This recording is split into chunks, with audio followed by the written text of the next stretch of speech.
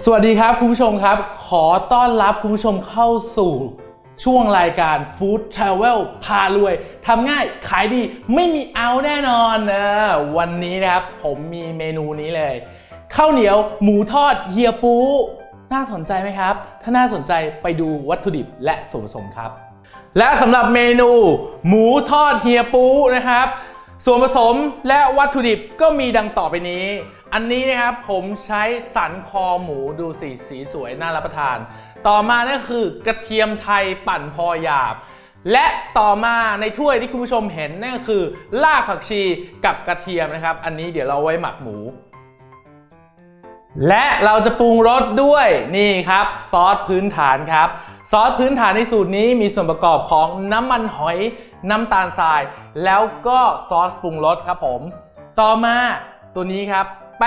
ป้งทอดกรอบอเนกประสงค์คุณผู้ชมชอบยี่ห้อไหนไปหาซื้อยี่ห้อนั้นและท้ายสุดนั่นก็คือพริกไทยป่นนะคุณผู้ชมตอนนี้ส่วนผสมครบหมดแล้วเราไปลงมือทำกันเลย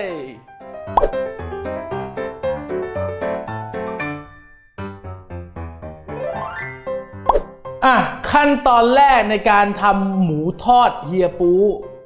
คุณผู้ชมผมก็มีหมูนี่ผมใช้หมูสันคอเพราะผมชอบนะครับแต่คุณผู้ชมสามารถจะใช้พวกหมูเนื้อแดงหมูติดมันเวลาไปทำขายนะใช้ส่วนนั้นเพราะว่ามันจะถูกผมจะบอกเลยว่าทำขายทำยังไงให้รวยก่อนอื่นเลยต้นทุนของคุณผู้ชมต้องต่ำก่อนนะฮะและต้องทำง่ายเพราะว่าไม่งั้นเราก็จะไปพึ่งพาคนหลายคนต้องจ้างลูกน้องอะไรเยอะแยะไปหมดขายยังไงมันก็ไม่รวยแต่แม้ว่าเราจะต้นทุนต่ำนะครับหรือว่าต้นทุนเราใช้ไม่เยอะเท่าไหร่แต่คุณภาพเนี่ยต้องได้ผมบอกคุณผู้ชมอย่างนี้ผมเอาหมูเนี่ยมาใส่ลงไปในอ่างผสมแล้วก็เอาพวกรากผักชีกระเทียมเนี่ยลงไปคลุกนวดให้เข้ากัน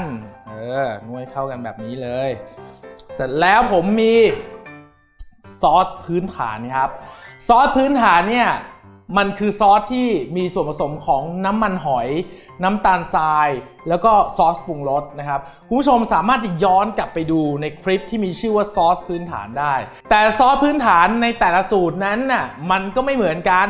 ซอสพื้นฐานในสูตรนี้นะครับมีน้ำมันหอยทั้งหมด3ส่วน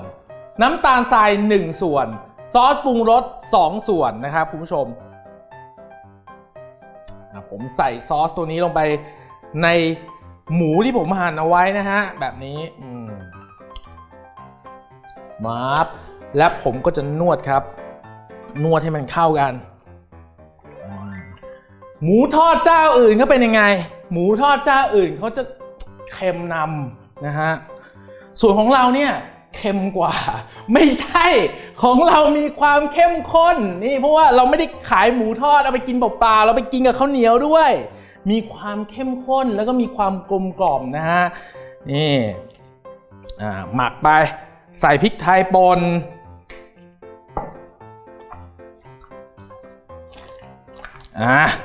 เดี๋ยวผมจะหมักหมูทิ้งเอาไว้อย่างนี้อย่างต่ำๆผมบอกคุณผู้ชมเลยควรจะประมาณสัก6-8 ชั่วโมงจะทำขายพรุ่งนี้หมักตอนนี้แล้วก็ทิ้งเอาไว้ในตู้เย็นพรุ่งนี้มาเตรียมของเอาไปขายได้รอก่อนแล้วเดี๋ยวมาทำขั้นตอนต่อไปสักครู่ครับ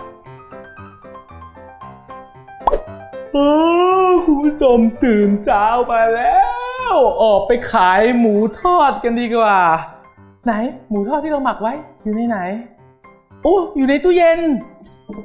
โอ้ยนี่หมักไว้ทั้งคืนเลยน้ำหมักนี่ก็ซึมเข้าไปในหมูเต็มไปหมดเลยเดี๋ยวเราไปเปิดร้านขายหมูทอดเฮียปูกันดีกว่าแต่ก่อนที่เราจะไปทอดครับคุณผู้ชมผมเอาแป้งทอดกรอบครับมาคลุกกับตัวหมูก่อนแบบนี้ตอนนี้น้ำหมักมันซึมเข้าไปในหมูแล้วนะเป็นอันทราบโดยทั่วกันเขาหมักเขาไปตั้งคืนนึงนะคืนนึงนี่ก็ซึมเข้าไปในเนื้อหมูมีความเข้มข้นเฮ้ยอร่อยอย่าบอกใครเลยระหว่างเราผสมแป้งไปก็คุยกับลูกค้าไปมีความสนุกสนานเฮฮาทำให้เราขายดิบขายดีและมีความร่ำรวยนี่เป็นยังไงล่ะคลุกได้ที่แล้วเติมน้ำลงไปเล็กน้อยแบบนี้ไม่สามารถจะหมักแบบนี้ข้ามคืนได้นะเพราะไม่งั้นมันจืดนะต้องหมักไว้ก่อน ระหว่างนั้นก็ตั้งกระทะให้มันร้อนนะไม่ใช่ทำทีละอย่างนะหั่นกระเทียมหั่นหมูอะไรนี้เราทำเตรียมพร้อมเอาไว้พร้อมๆกันระหว่างเราคลุกแป้งเราก็ตั้งกระทะไปด้วยแบบนี้นะครับอ่ะพูดเหนื่อยแล้วเดี๋ยวไปทอดกันเลยดีกว่าจะไปยากอะไรล่ะเราก็ใช้มือเนี่ยแหละแต่ว่ามือเราใส่ถุงมือนะถ้าเราไม่ใส่ถุงมือเนี่ยมันก็จะดูไม่สะอาดคุณผู้ชมพอมันดูไม่สะอาดแล้วใครมันจะไปอยากมากินใช่ไหมใส่ลงไปเลยใส่เยอะๆอย่างนี้แหละเวลาทอดเนี่ยระวังอย่าให้น้ำมันร้อนมากเพราะนั้นมันร้อนมากมันจะเกิดอะไรขึ้นหมูมันก็แข็งสิงั้นเอาน้ำมันอุ่นๆพอสาดยังกับบุพเพสันนิวาสสาดลงไปเลยแบบนี้กระเทียมเนี่ยเราไม่ใส่ไอ้กระเทียมที่เราปั่นไว้อะเราไม่ใส่ลงไปตอนนี้นะเพราะอะไรทอดลงไปพร้อมกันกับหมูกระเทียมไหม้ก่อนจ้าคุณผู้ชมหมูยังไม่สุกเลยนี่ใส่ลงไปจริงๆอยากจะได้กระทะใบใหญ่กว่านี้แต่ว่ามีใช้เท่าที่มีเอาไว้คุณผู้ชมคนไหนอยากจะทำขายจริงเขียนจดหมายมาที่รายการของเราตู้ปนตู้อยู่ข้างล่างเดี๋ยวผมจะไปทำให้ดูที่บ้านเลยซื้อหม้อไหกระมังเตรียมเอาไว้ก็แล้วกันนะตอนนี้มันมีเท่านี้ใช้เท่านี้ไปก่อนเดี๋ยวใส่กระเทียมรอแป๊บหนึ่งนะครับค่อยดูต่อแป๊บหนึ่ง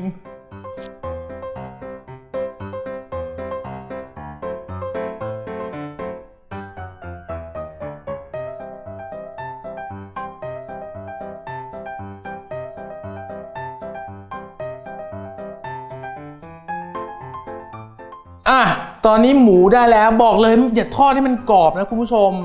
เพราะอะไรถ้ามันกรอบเนี่ยคุณผู้ชมไปทำขายแล้วมาวางผึ่งเอาไว้น่ะมันแห้งมันกังอย่าบอกว่าผมนี่ทอดหมูไม่เป็นนะชุ่มน้ำมันอย่าถ้าจะทำให้คนที่บ้านกินได้ทอดแห้งๆแต่ทำขายทำอย่างนั้นไม่ได้นะมันจะดูไม่น่ารับประทานนี่เป็นไงสีสันสวยงามนะตอนนี้หมูทอดเสร็จแล้วก็มาพักเอาไว้กระเทียมใส่ลงไปทีหลังเวลาเราทำเนี่ยเราก็ไม่ได้ทำทีละชามเดียวทำทีละกะละมังนะมันก็จะดูน่ารับประทานมากเลยทีเดียวเดี๋ยวทอดกระเทียมเสร็จแล้วก็มาคลุกเสร็จแล้วก็ไปจัดเสิร์ฟแค่นี้เองแป๊บหนึ่งเดี๋ยวมาดูต่อครับ